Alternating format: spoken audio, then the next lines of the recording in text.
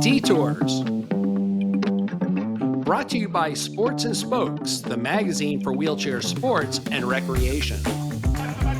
Perhaps nothing has done more to dispel the notion of the fragile quadriplegic, both amongst the public and quads themselves, than the hard-hitting sport of rugby.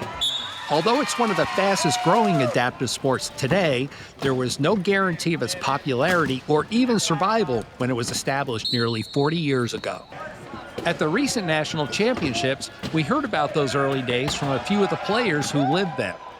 We formed a team in Connecticut in 1990, and they called, it's a rehab up there, and they called ex-patients who were quads about maybe being interested in putting a team together.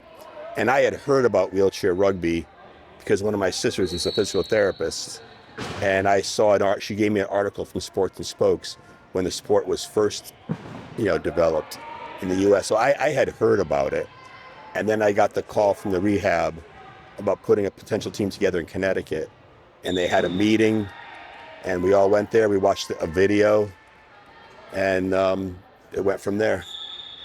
I had no idea what it was all about or anything, and I'm thinking it's an outdoor sport, and I'm thinking in this heat down here, I'm not going out. Following year, I heard from somebody else saying, oh, the rugby team. So I said, let me give it a try. So I found out where they were practicing, went over to the practice, and I was like 15, 20 minutes late, and the coach got on me and said, we started at 10. I said, I'm just here to watch. And he said, no. He put me in a rugby chair, and started practicing. And it was about a 5.5 hour practice. I was sore as could be, but I loved every minute of it. I was hooked ever since. Back then, we were all learning the game together. I started in 1990, and the league was in its infancy. It just started a year or two before. So back when I first started playing, if you had been playing for 1 or 2 years, you were considered a veteran.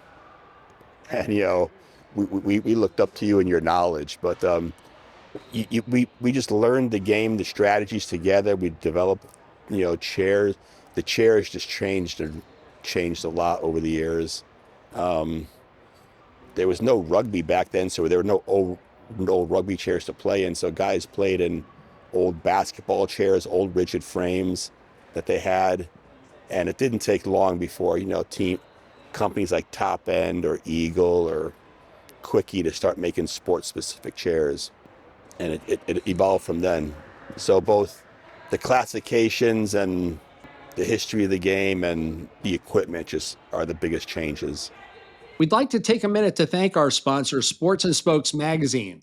For nearly 50 years, they've produced stories on iconic athletes performing at the top of their game, given generational coverage of sports dating back to the 1970s, and they've shown the way with exciting and timeless magazine cover shots.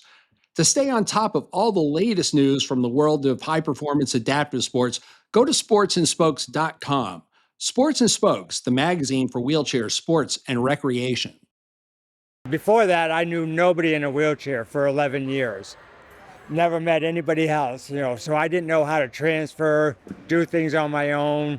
My parents helped me, my family helped me out.